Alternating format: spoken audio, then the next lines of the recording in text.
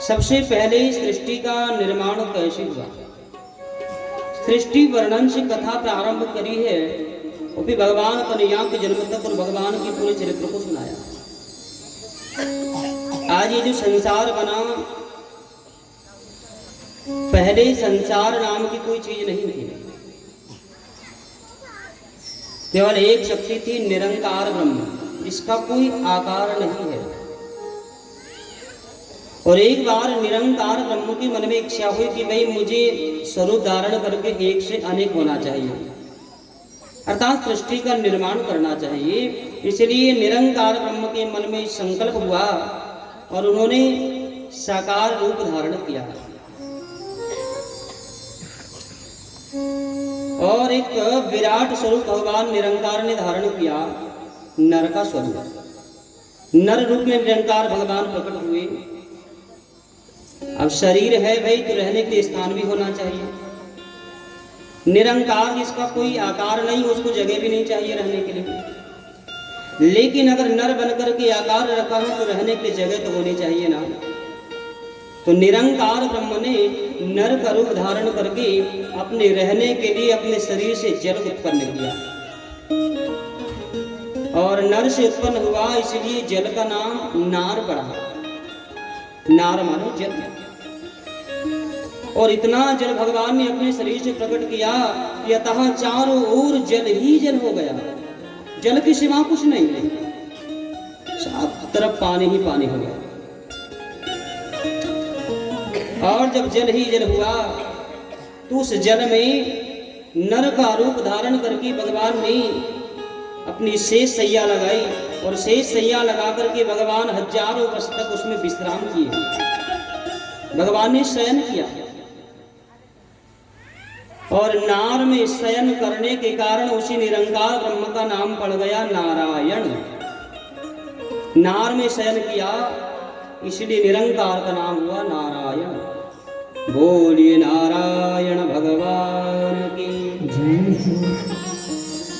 जल में भगवान को सोते बहुत समय बीत गया और तब भगवान काल शक्ति ने भगवान को जगाया। बोले भगवान आप तो निद्रा का सुख ले रहे हो और ये शरीर आपने धारण किया है संसार की उत्पत्ति के लिए, सृष्टि निर्माण के लिए, वो कार्य कब करोगे? और तभी भगवान नारायण की नाभि से 84 लाख करोड़ योजन का एक कमल का पुष्प उत्पन्न हुआ। सुख सागर में इसका प्रमाण है। 84 लाख करोड़ योजन का था कमल पुष्प।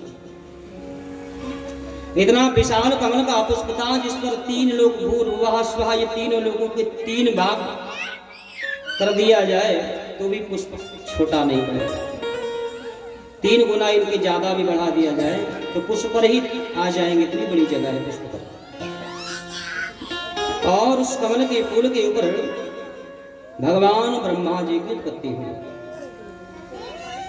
भगवान नारायण की नाभि से कमल उत्पन्न हुआ और कमल के ऊपर भगवान ब्रह्मा की उत्पत्ति हुई।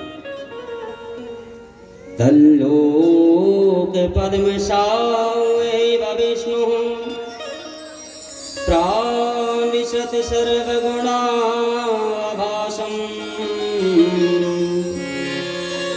तस्मिन् स्वयं वेदमयो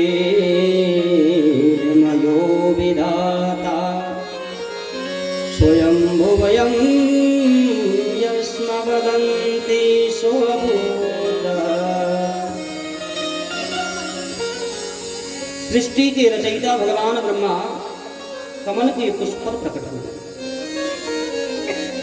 भगवान ब्रह्मा ने चारों दिशाओं में गर्दन घुमा करके देखा तो भगवान नारायण की कृपा से भगवान ब्रह्मा को चारों दिशाओं में 4 सिर हो गए। जिस समय जन्म हुआ था एक सिर था, लेकिन चारों दिशाओं में गर्दन घुमा करके देखा तो भगवान की कृपा से चारों दिशाओं में 4 मुख हो गए। शिव पुराण में कथा आती है कि ब्रह्मा को 5 मुख थे और बाद में जब झूठ कहा था शिवलिंग का मैंने पता लगा लिया तो भगवान शंकर ने एक सिर काट दिया ब्रह्मा का। ये शिव पुराण की कथा है। लेकिन भागवत कथा में 4 सिर का वर्णन आया। चतुरानन 4 सिर भगवान ब्रह्मा को प्राप्त हुए अब भगवान ब्रह्मा बैठ करके विचार कर रहे हैं, भाई मैं हूं कौन, मुझे करना क्या है। लेकिन अतः जल और फूल के सिवा कुछ दिख नहीं रहा है। तो विचार किया कि भाई मुझे जन्म देने वाला हो सकता है नीचे होगा, जहां से कमल फूल निकला है वही मुझे जन्म देने वाला होगा। क्यों ना उसके पास जाऊं और जाकर के पता करूं मेरा जन्म क्यों हुआ है। तो भगवान ब्रह्मा कमल की डंडी पकड़ करके पानी में नीचे उतरने लगे, परंतु उतरते उतरते 1000 वर्ष बीत गया।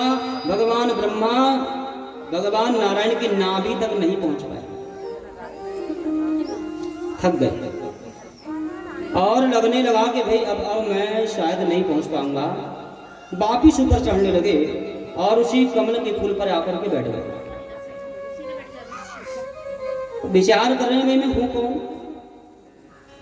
मुझे करना क्या है। मुझे कोई अगर बता दे कि मेरा कार्य क्या है तो मैं प्रारंभ करूं।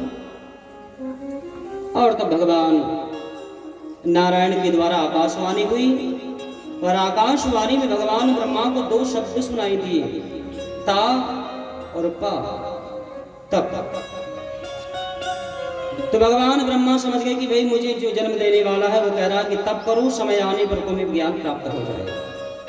और भगवान ब्रह्मा ने वहीं पर कमल के फूल पर तपस्या किया, कई वर्ष तप किया, तब जाकर भगवान नारायण के दर्शन किया। और भगवान नारायण ने कहा, ब्रह्मा मैं सृष्टि निर्माण करना चाहता हूँ, इसलिए तुम्हारा प्रादुर्भाव मेरे द्वारा हुआ, तुम सृष्टि का निर्माण करो। और भगवान ने अपनी शक्ति भगवान ब्रह्मा को दी है और ब्रह्मा जी ने इस संसार का सृजन किया और हमारा ये शरीर जो बना है ये भगवान ब्रह्मा जी ने इसका निर्माण किया। पृथ्वी,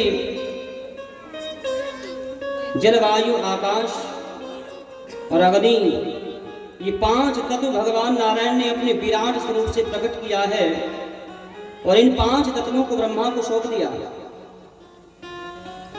और कहा कि इन 5 तत्वों से संसार का सृजन करो और इन्हीं 5 तत्वों से मिलकर के हमारा यह शरीर बना। क्षिति जल पावक गगन समीरा, पंच रचित अति अधम शरीरा। जल पावक गगन समीरा, पंच रचित अधम शरीरा। श्री राम जय राम, जय जय राम। श्री राम जय राम, जय जय राम। श्री राम जय जय राम, श्री राम जय राम, जय जय राम। देखिए, हम चौपाई के बाद श्री राम जय राम इसलिए कहते हैं ताकि आपको चौपाई समझ ना आए ना, कम से कम श्री राम जय राम तो सबको आ ही जाएगा। इसलिए हम श्री राम जय राम कहते हैं। और आप लोग ऐसे बैठे रहते हो जैसे 4 दिन से भोजन ना मिला हुआ। श्री राम जय